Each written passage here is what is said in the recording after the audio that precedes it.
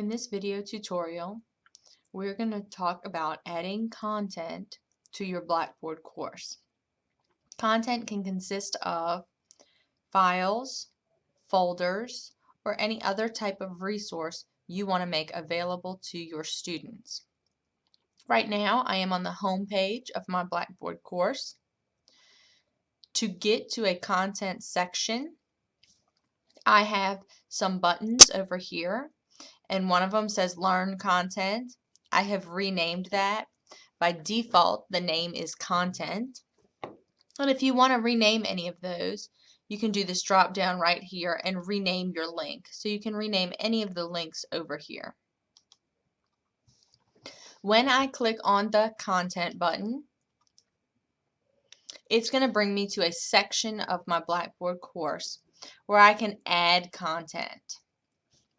So within this Learn Content section, which is where I would want students to click to get the resources for my class, I have Build Content. And within Build Content, there are a lot of options. You can choose to organize your class by making folders, and it could be a folder for a unit or a chapter.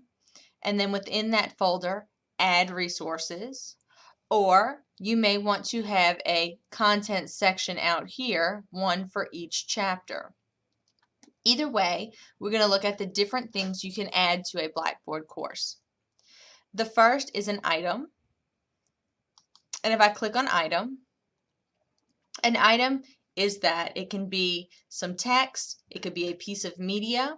You would name your item, and in this text box, you can add video, a link, a picture, embedded media from a website, and so forth. You can add a file, which would be a link to a document. It could be a Word, PowerPoint, Excel, video, but the students would click on the file link and it would save to their computer, and then they could open it.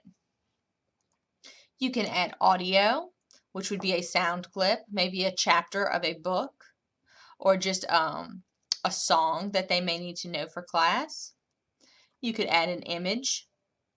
You can add video, or you could add website links. So all of those are items that you can add to your class. On New Page, this is where I would do my folder if I wanted to put things inside of a folder. A module page is like a home page. So if you have home page set up already, that's where you can add items such as a calculator or an announcements page. A blank page is just that, it's blank. For now, these are the items that we will be using to build content for our class.